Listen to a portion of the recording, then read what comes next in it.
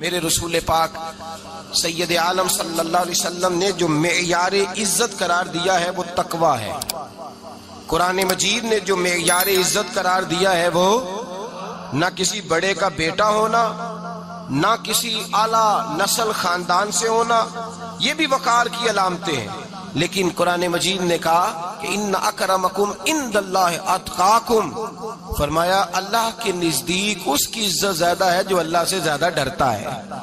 اور متقی نماز پڑھنے والے کو نہیں کہتے، متقی روزہ رکھنے والے کو نہیں کہتے، متقی حج کرنے والے کو نہیں کہتے. یہ بھی یاد رکھیں، متقی پرہیزگار اس شخص کو نہیں کہتے جو صدقات و خیرات زیادہ کرتا ہے.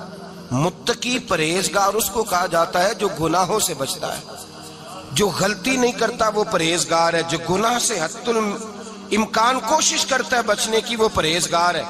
قرآن مجید نے کہا کہ اللہ کی نظر میں اس کی عزت ہے جو زیادہ پرہیزگار ہے، جو اللہ سے زیادہ. حضرت عبداللہ ابن مسعود رضی اللہ تعالیٰ عنہ سے کسی نے پوچھا تھا حضرت جی بڑا عالم کون ہوتا ہے، بڑا عالم کون ہوتا ہے؟ تو آپ فرمانے لگے زیادہ باتیں کرنے کا نام علم نہیں. کہا حضور پھر علم کس بات کا نام ہے؟ فرمایا جو اللہ سے زیادہ ڈرتا ہے وہ بڑا عالم ہے. اس لیے کہ قرآن مجید نے کہا انما یخشی اللہ من عبادہ العلماء، اللہ سے اللہ کے وہ بندے ڈرتے ہیں جنہیں اللہ نے علم عطا فرمایا ہے، وہ ڈرتے ہیں. تو عزت کا پہلا معیار ہم سمجھتے ہیں بڑی گاڑی، نوکر چاکر، آنا جانا، یہ سارے باعث عزت ہیں. قرآن مجید نے کہا نہیں، تو اگر سمجھتا ہے نا میں وہ نواب خاندان سے ہوں، چودھری ہوں، تو میں باعث عزت ہوں. حضرت بایزید بسطامی کے پڑوس میں یہودیوں کا پیشوا رہتا تھا، آپ کی مخالفت کرتا، ساری زندگی اس نے مخالفت کی. یہودیوں سے بڑا مانتے تھے، اس سے کوئی غلطی ہو گئی سارے اسے چھوڑ گئے. پہلے رئیس اعظم ہوتا تھا، پھر غریب ہو گیا. ایک دن حضرت بایزید بسطامی گھر آئے تو بچے کے رونے کی آواز آئی. زوجہ سے پوچھنے لگے اس کا بچہ کیوں روتا ہے؟ تو کہنے لگی آپ کو پتہ ہے نا اب لوگ اسے چھوڑ گئے ہیں تو گھر میں دیا نہیں جلتا، بچہ چھوٹا ہے اندھیرے میں روتا ہے. رات گہری ہو گئی تو حضرت بایزید نے اپنے گھر سے دیا اٹھایا، اپنے گھر سے دروازے پہ دستک دی. وہ باہر آیا تو جناب بایزید کا انداز کیا ہے؟ اس نے مخالفت کی زندگی بھر. انداز کیا ہے؟ باہر آتے ہی نا آپ فوراً اس کو بولنے نہیں دیا، کہنے لگے او بھائی سن لے، میں پہلے بھی آ سکتا تھا، دیر سے اس لیے آیا ہوں کہ گلیاں سنسان ہو جائیں، لوگ سو جائیں، تجھے اور مجھے کوئی نہیں دیکھ رہا ہے کہ میں ہوں دوسرا تو ہے، اور تو مجھے اچھی طرح جانتا ہے. بایزید وہ نہیں کہ جو نیکی کرے گا اور دنیا کو بتائے گا، میں تیرا راز بھی رکھوں گا. اور بچے تو معصوم ہوتے ہیں نا. فرمایا میرے بڑے ہو گئے تیرے چھوٹے ہیں، یہ پکڑ لے دیا گھر میں لے جا، اور میرا وعدہ ہے کسی کو ساری زندگی اس نے مخالفت کی. وہ شخص کہتا ہے مجھے بولنے کا موقع نہ دیا، دیا دے کے چلے گئے. اگلی شام پھر آئی، رات گہری ہوئی تو پھر دروازے پہ دستک ہوئی. میں باہر گیا، نیا چراغ، نئی بتی، نیا دیا.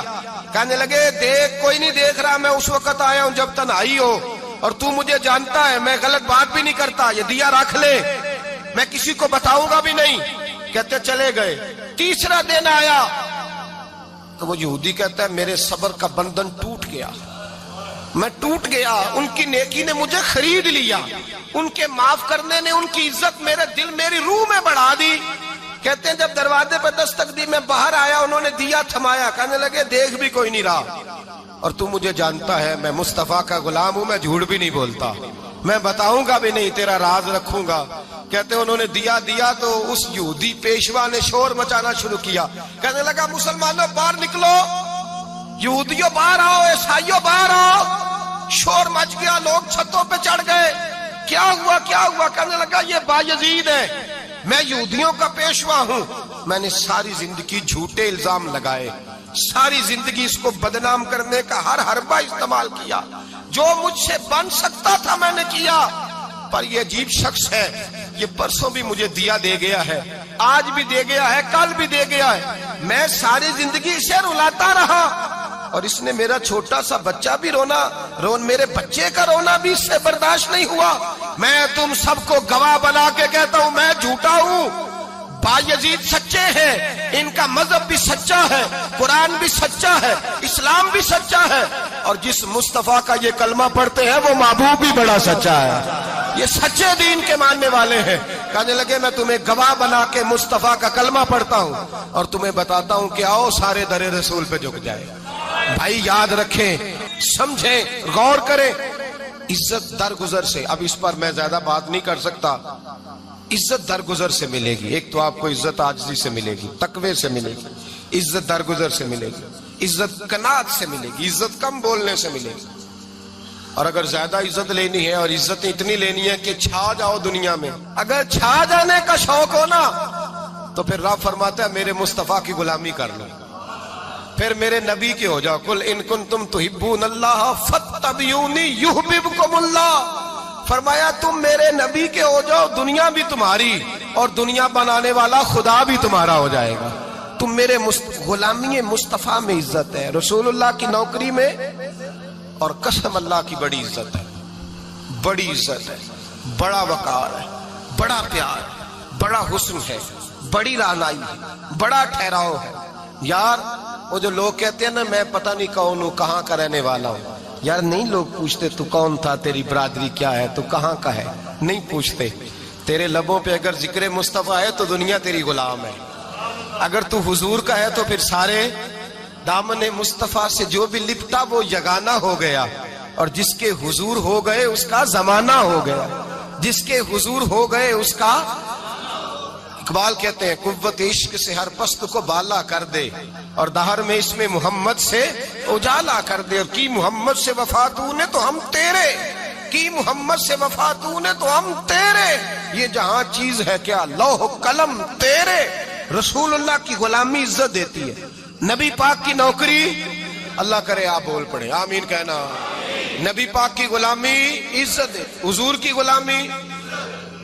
یار بندہ بالکل بے عمل ہونا، بالکل تو میری طرح داڑھی رکھ کے پگڑی باندھ کے بس میں بھی چڑھ جائے تو کئی لوگ سیٹیں خالی کر دیتے ہیں، کہتے ہیں بزرگوں یہاں آ جائیں، حضرت جی یہاں آ جائیں، تو پھر عزت کس چیز کی ہوئی؟ سنت مصطفیٰ کی ہوئی نا، پھر عزت نبی پاک کی سنت کی ہوئی نا، وقار کی ہوئی نا۔ ایک صاحب، ایک بچے نے داڑھی رکھ لی تو مجھے آ کے کہنے لگے حضرت جی لوگ بڑے بڑے لقب دینے لگے ہیں۔ میں نے کہا کیا؟ کوئی کہتا ہے حضرت صاحب، کوئی کہتا ہے قاری صاحب، کوئی کہتا ہے حافظ صاحب، کوئی کہتا ہے علامہ صاحب۔ تو میں نے کہا تیری موج نہیں بن گئی، 4 سالوں میں حفظ ہوتا ہے، تجھے مفت کا لقب مل گیا ہے، درس نظامی 8 سال میں ہوتا ہے، مفت کا علامہ بن گیا ہے، تجھے وقار نہیں دے دیا اللہ تعالیٰ نے، عزت۔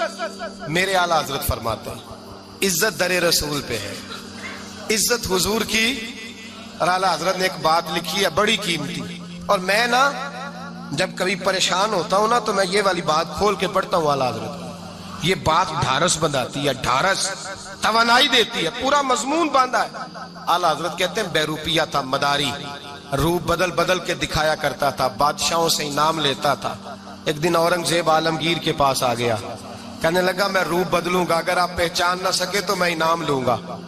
آپ نے فرمایا میں کوئی ایسے ویسا بادشاہ نہیں، کہا مجھے دھوکہ دینا مشکل ہے، کہا نہیں میں روپ بدلوں گا۔ حضرت اورنگزیب عالمگیر بڑے نیک بادشاہ گزرے، بڑے پرہیزگار آدمی، وہ بے روپیہ کہنے لگا میں روپ بدلوں گا، آپ نہیں پہچان سکیں گے۔ فرمایا چل جتنا تیرے اندر زور ہے لگا لے۔ حضرت نے اعلان کیا کہ میں نے فوجی بھرتی کر دیں، 2 ماہ کے بعد ٹیسٹ ہوگا۔ وہ 2 مہینے دوڑتا رہا، رنگ روپ بناتا رہا، آیا ٹیسٹ دینے، 2-3 سپاہیوں کا امتحان لیا، اس کی باری آئی تو 10 روپے دیے، کہنے لگے تیرے آنے جانے کا کرایہ میں نے تجھے پہچان لیا ہے۔ کچھ دنوں کے بعد جانے لگے سفر پر تو بھکاری آ گئے خیرات مانگنے، اس نے بھی سارے منہ پر سیاہی مال لی، کپڑے پھاڑ لیے، سر کے بال منڈا لیے، بھویں تک کٹا لی، بدرنگ ہو کے آیا، کاسا آگے کیا تو حضرت نے 10 روپے ڈالے، کہنے لگے تیرے آنے جانے کا کرایہ میں نے پہچان لیا ہے۔ کچھ دن گزرے تو ٹیچر کی ضرورت تھی، اس نے مونچھیں بڑی کر لی، داڑھی نکلی لگا لی، سر پہ جنا کیپ پہن لی، ایک شیروانی لے لی، اور ہاتھ میں چھڑی پکڑ کے آیا، کہنے لگا میں استاد ہوں، 2-4 بندوں کا امتحان لیا، اس کی باری آئی تو 5 روپے دیے، 10 روپے دیے، کہا تیرا کرایہ میں نے پہچان لیا ہے۔ 2 سال گزر گئے، وہ جب بھی آتا حضرت پہچان لیتے۔ ایک دن سفر پہ جا رہے تھے، بہت بڑا لشکر تھا، جہاد کرنے جا رہے تھے اورنگزیب عالمگیر، تو دیکھا ایک پہاڑی ہے، پہاڑی پہ لوگ جا بھی رہے ہیں آ بھی رہے۔ اورنگزیب عالمگیر پوچھنے لگے یہاں کیا ہے؟ کہنے لگے ایک بابا جی بیٹھے ہیں دعا کرتے ہیں، اللہ کے نیک بندے ہیں۔ اورنگزیب کہنے لگے یار پرانے لوگ سارے ہی اللہ والوں کو مانتے، یہ بھی مصیبت آئی ہے جتنی نہیں آئی ہے، سارے لوگ ہی مانتے۔ کہنے لگے ذرا میں دعا نہ کرا لوں، اچھے کام جا رہا ہوں۔ اورنگزیب بادشاہ تھے، بادشاہ لوگ نازک مزاج ہوتے ہیں، گھوڑے سے اترے، بڑی مشکل سے پہاڑی پہ چڑھے، اوپر گئے تو لائن لگی ہے، بابا جی کار میں بیٹھے، کہنے لگے میں نے ملنا ہے، میں اورنگزیب ہوں۔ انہوں نے کہا ہمارا بابا اس طرح کا پیر نہیں کہ امیر آئے تو رنگ اور ہو، غریب آئے تو اور ہو، یہاں اگر ملنا ہے تو لائن میں لگ جاؤ، سب ایک جیسے ہیں۔ اب لائن میں کھڑے ہو گئے، 50 آدمی آگے تھے، کہتے ہیں 51واں نمبر تھا، تھک گیا دھوپ میں کھڑا کھڑا۔ جب میں پہنچا غار کے دہانے تو میں نے بابا جی کے چہرے پہ نظر ڈالی تو بڑا نورانی چہرہ، بڑی خوبصورت لب و لہجہ۔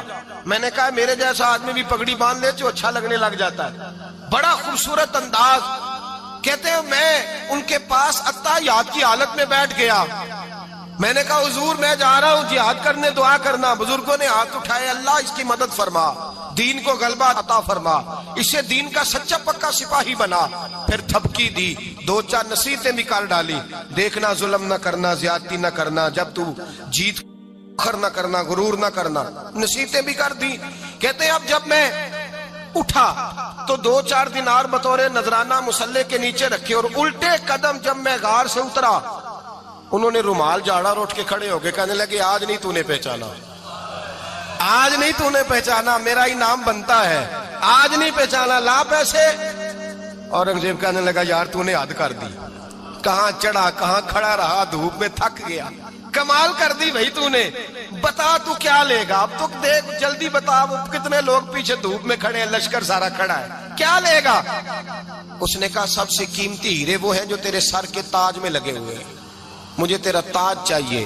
او بھائیو سننا اور یاد رکھنا، میرے اعلیٰ حضرت کہتے ہیں بادشاہ نے سر کے اوپر سے تاج اتارا، بہروپیے کے قدموں میں رکھا اور کہنے لگے یہ لے، اور یہ تو تیرا مانگنے پر میں نے دیا ہے نا، میں واپس آتا ہوں تو آنا میں اپنی مرضی سے بھی تجھے دوں گا، تو نے اورنگزیب جیسے بندے کو دھوکہ دیا، آنا میں اس وقت بھی دوں گا۔ وہ دے کر بس بات ختم ہو گئی، حد ہو گئی، دے کر کہتے ہیں جب میں پلٹا نا واپس، بہروپیے نے آواز دی بادشاہ ٹھہر جا، تو میں نے پلٹ کے دیکھا تو کہنے لگے یہ اپنا تاج لے جا، اٹھا اور لے جا۔ میں نے کہا 2 سال بیت گئے تجھے محنت کرتے، آج قابو آیا تو لے جاؤں، کہنے لگا لے جا، مسئلہ سمجھ میں آ گیا۔ میں نے کہا مجھے بھی تو سمجھانا۔ کہتے ہیں وہ پھوٹ پھوٹ کے رویا، اس کی آنکھیں برس پڑی، سیلاب کی طرح آنسو بہ نکلے، تڑپا اور رو کے کہنے لگا بادشاہ میں نے جھوٹ موٹ رسول اللہ کی غلامی اختیار کی تھی، جھوٹ موٹ کی داڑھی، جھوٹ موٹ کی پگڑی، جھوٹ موٹ کا فقر، میں نے جھوٹ موٹ نبی پاک کا لباس پہنا ہے، تو تیرے جیسے بادشاہوں کے تاج میرے قدموں میں آ گئے ہیں، اگر میں سچ مچ رسول اللہ کا غلام بنوں گا تو اللہ کیا کچھ عطا فرمائے گا، اللہ کتنی نعمتوں سے نوازے گا۔ میرے حضرت کیا فرماتے ہیں؟ اعلیٰ حضرت فرماتے ہیں فرشتے بھی کرتے ہیں تعظیم میری۔ کون جی؟ اللہ۔ ایسا عقیدہ بھی کم ملے گا جو بریلی کے امام کا عقیدہ ہے، ایسا بھی کم ہے۔ کہتے ہیں فرشتے بھی کرتے ہیں تعظیم میری، کیوں؟ فرمانے لگے فدا ہو کے ان پر یہ عزت ملی ہے،